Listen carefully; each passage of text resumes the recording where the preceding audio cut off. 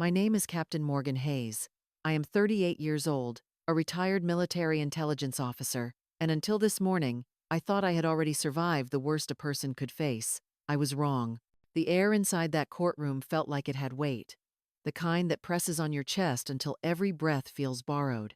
Across from me sat my half-sister Celine, her posture perfect, her eyes cool and unreadable. She was the one who had brought me here, the one asking the court to declare me mentally unfit to manage my own life. The judge's voice sounded calm, rehearsed, and almost pitying. "Captain Hayes," he said, tilting his head the way people do when they've already decided you're broken. "Do you have anything you'd like to say in response?" I didn't. Not yet. My lawyer shifted beside me, uncomfortable. The courtroom smelled faintly of old wood and paper dust, and somewhere behind me, a fluorescent light flickered like a nervous pulse. I reached down to the leather case at my feet and unlatched it. The brass buckle clicked louder than I expected. Celine's eyes narrowed, but she didn't move. I pulled out a thick red envelope, the kind used for classified military correspondence. It was sealed, stamped, and heavier than it looked. I slid it across the polished table toward the clerk. For a second, the judge's gaze flickered from mild disinterest to mild irritation. Then he sighed and began to open it. My heart was steady. Training will do that to you. But under the surface, something burned. This was not just about money or guardianship. This was about erasure. About someone rewriting my story while I was still alive to read it. I watched the judge flip the first page, then the second. The silence grew so thick, you could almost hear it breathe. Celine adjusted her pearl earring, pretending calm, but I saw the faint tremor in her hand. She had always underestimated me. That was her first mistake. The second was believing I'd let her finish this performance without revealing who the real actress was. The judge turned one more page, and his expression changed. That was the moment I knew I had their attention. The truth was finally in the room, and this time, it was wearing my name.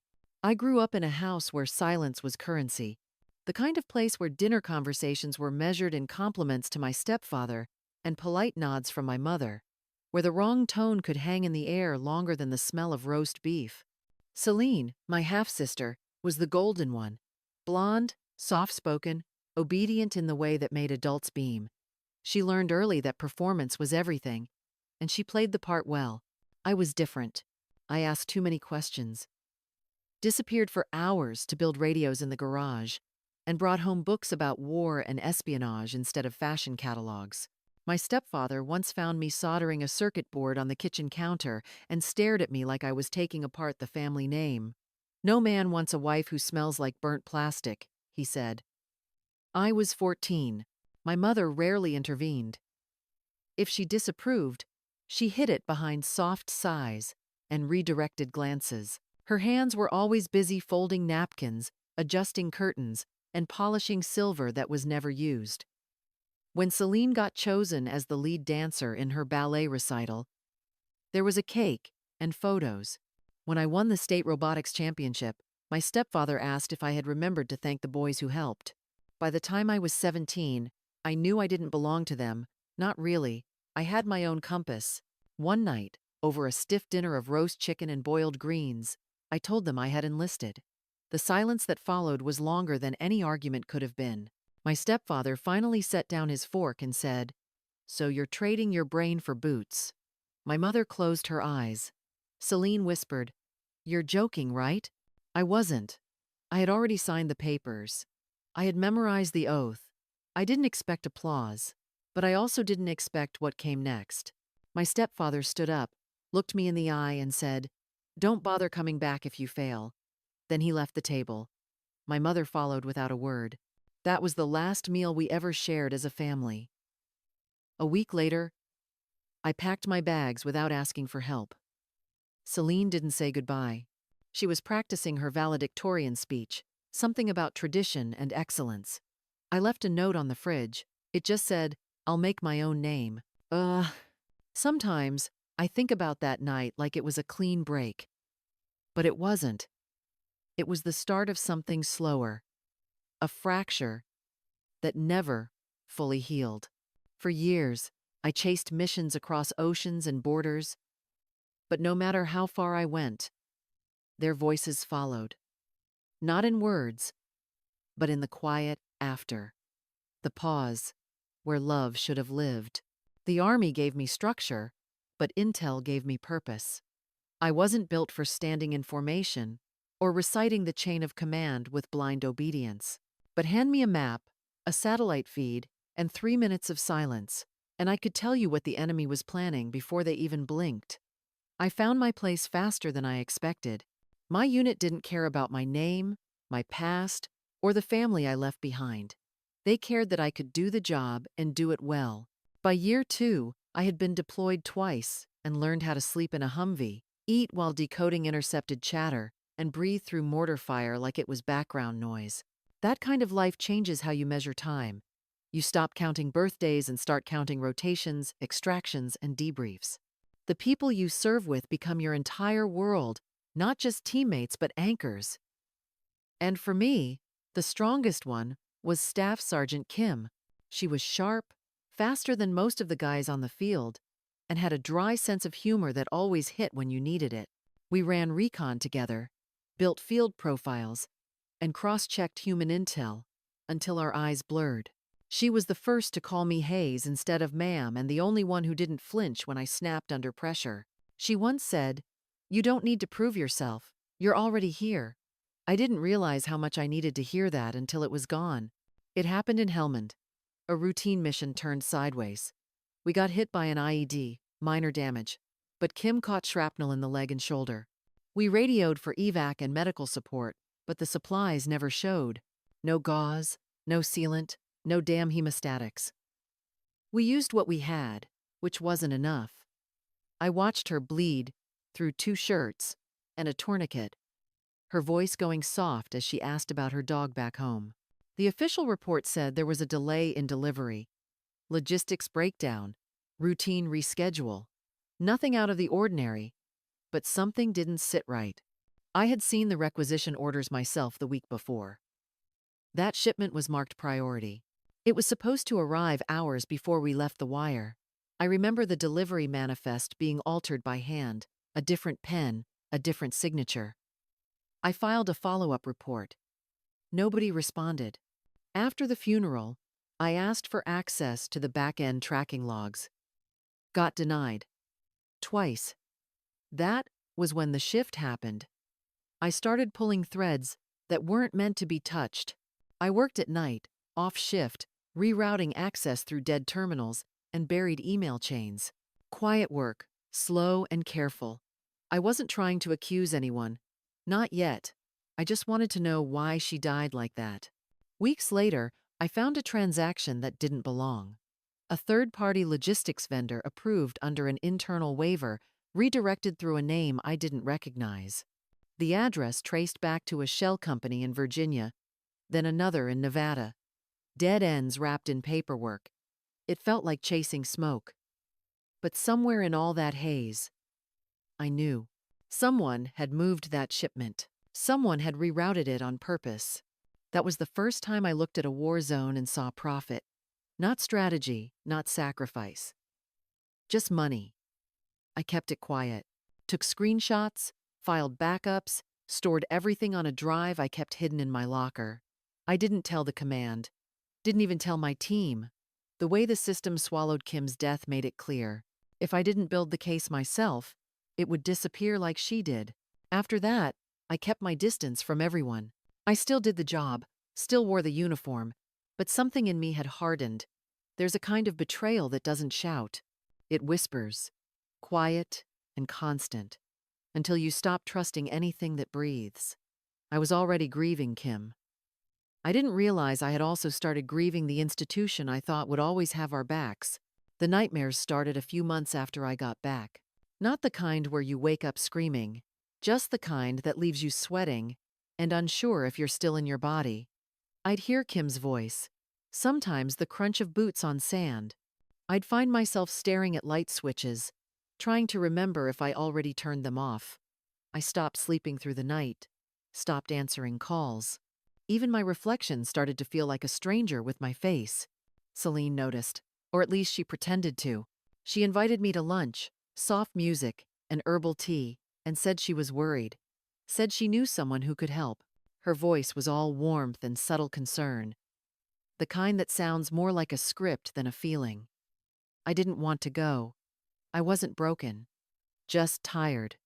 But she kept pushing, and eventually, I agreed. Dr. Myron Boyd practiced out of a quiet office in the suburbs, with potted plants and a bowl of hard candy on the reception desk. No diploma on the wall, just landscape prints and diffuse light. He didn't wear a white coat. He dressed like a librarian and spoke like one, too. Low voice, slow cadence, like he had all the time in the world. He didn't rush me, didn't press. He asked about my service, my injuries, and my teammates. I told him about the stone Kim gave me, about whispering names into the woods so they wouldn't disappear. He just nodded, his fingers wrapped around a paper cup like it was something fragile. For the first time in months, I started to breathe a little easier. I never saw the recording device, never noticed the angle of the camera hidden behind the bookshelf. I thought I was in a safe space, not a stage. When the envelope arrived, I assumed it was junk mail, but inside was a court summons, signed and stamped. Petition for emergency conservatorship. Exhibit A. My own voice, stripped of context and spliced into a performance I never agreed to give. I played the audio, heard myself say things I barely remembered saying. Things like, "Sometimes I talk to ghosts. I keep seeing dust where people used to be." It sounded unhinged, not human, not me. They edited out the questions that led there, removed every pause, every moment of grief, turned memory into madness. When I called Celine, her voice didn't even crack. "You need help," she said. "You've seen too much." She told me she was doing what was best for me, that this wasn't personal, but betrayal that precise never comes from strangers. That night, I didn't sleep. I sat on the floor of my apartment, staring at the lockbox where I kept my discharge papers, my medals, and one old phone number written in permanent ink. I hadn't dialed it in years. But my fingers moved on their own. Because somewhere deep down, I knew. This wasn't about care. It was about control. And I was done playing quietly. The boxes were still in the back of my hall closet, stacked like a bad memory I hadn't dealt with. Military issue crates, scuffed and sealed with duct tape, full of old field reports, gear tags, and one laptop I hadn't powered on since the day I left Fort Braddock. I didn't know what I was looking for. Not exactly. Just knew that if someone had forged my diagnosis, they might have forged other things too. I found it wedged between two notebooks inside a metal case, an old USB drive, matte black, no label. It clicked into the port with a soft chime, like it had been waiting. The files loaded slowly. Some were corrupted, and some were incomplete. But buried under 3 layers of archived logs was a manifest I remembered submitting years ago for trauma supplies, except the version on screen didn't match my original. The routing code had been altered, so had the quantities, and at the bottom was my name, clear as day, with a digital signature timestamped during a week I had been in Kandahar with no network access. I stared at the screen, jaw tight. Someone had used my credentials to authorize that shipment. Someone who knew the system. Someone who knew me. I didn't panic. I went cold, like a switch flipped. The timing, the supplies, the contractor listed in the reroute, it all pointed to something bigger than a clerical error. I saved the file to a new drive and made 2 backups. Then I opened a blank document and started logging everything I knew, every inconsistency, every name. This wasn't paranoia. This was a trail, and I had just found the first footprint. I called Lieutenant Colonel Ford on a secure line just after midnight. He picked up on the second ring, no questions. Just a quiet, "Go ahead." I hadn't spoken to him in 3 years, but he still sounded like a man who kept classified folders in his kitchen drawer. I told him what I found, And he didn't ask if I was sure. He asked where to start. Within hours, we were combing through archived comms, supply chain logs, and credential reports from my last 2 tours.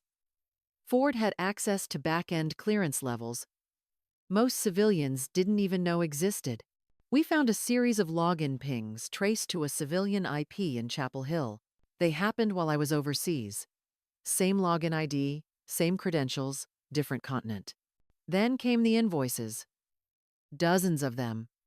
Medical supplies, logistics contracts, transport authorizations, each signed under my name, funneled through a front company based in D.C. The money trail was clean until it wasn't.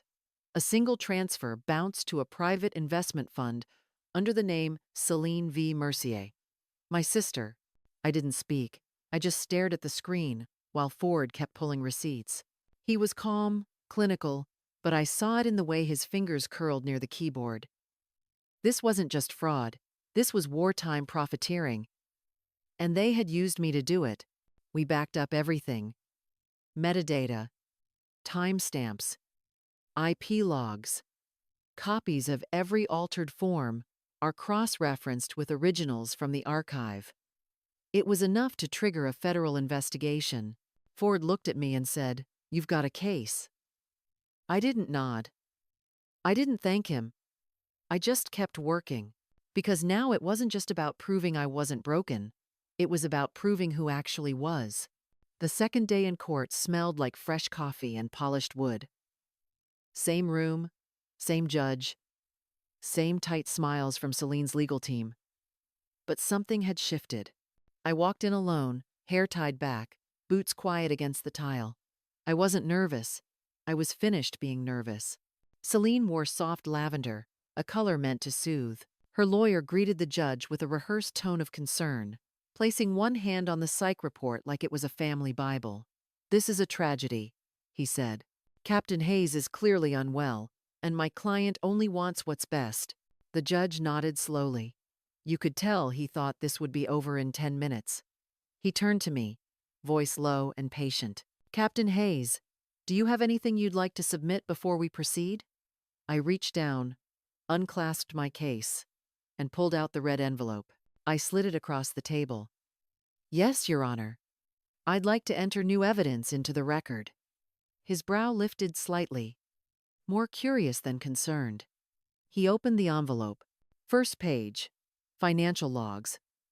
Second, altered routing codes. Then, a copy of the requisition order with my name, forged. His eyes narrowed. He flipped the next page. By the time he reached the email from Celine's fund manager, the room had gone silent. No coughs, no papers shuffling, just the sound of understanding settling in. Then, the rear doors opened. 5 military police in uniform stepped inside, flanked by Lieutenant Colonel Ford. He walked straight to the judge, presented his own sealed file, and turned to face the gallery. "Celine Veronica Mercier," he said, his voice crisp. "You are under federal investigation for procurement fraud, identity theft, and conspiracy to exploit military operations for personal gain." Celine stood, disbelief on her face, lips parting like she was about to deliver a counterargument. But no words came. The MPs cuffed her, without incident. Her lawyer stepped back, already calculating how fast he could withdraw. The judge closed the envelope and set it aside. "The court finds no grounds for conservatorship," he said, his voice sharp now. "This case is dismissed, and the record shall reflect an investigation into malicious intent." I didn't look at Celine as they walked her out. I didn't need to. I stood still, not because I was afraid, but because I didn't have to move. For the first time in months, the silence belonged to me. The judge turned to me one last time. "Captain Hayes, do you have anything else to say?" I met his eyes. My voice was steady. "No, sir. I think the evidence said enough." And it had. The cabin sits at the edge of a pine ridge, just far enough from town that silence feels like a choice. I built it with wide porches, soft light, and chairs that don't face each other unless someone wants them to. It's not a clinic. It's not a program. It's just a place where no one asks what rank you were or how many pills you take to sleep. I named it Sentinel House, not because I wanted to be some kind of protector, but because I know what it's like to stand watch long after the mission ends. Most nights, I record a podcast from the back room. Just me, a mic, and whatever words I've been carrying around all day. I talk about grief, about guilt, about what no one teaches you to do when the uniform comes off and the memories don't. Sometimes I get messages from strangers, a Marine in Tacoma, a medic from Baton Rouge. They write things like, "I thought I was the only one," or "You said what I couldn't." That's how I know it's working. Not because it's loud, but because it reaches people who stopped listening a long time ago. A few weeks ago, a young vet knocked on the door just after sunrise. Looked like he hadn't slept in days. Didn't say much. Just nodded when I asked if he wanted coffee, and took a seat on the porch like he already knew the view. We sat there in silence for nearly an hour. No rush. No pressure. Just the wind moving through the trees. Then, as the sun cleared the ridge, he whispered, "I think I'm ready." He didn't say what for. Didn't have to. I nodded, poured another cup, and passed it over. Here, no one has to explain. Here, quiet doesn't mean broken. It means you made it far enough to rest.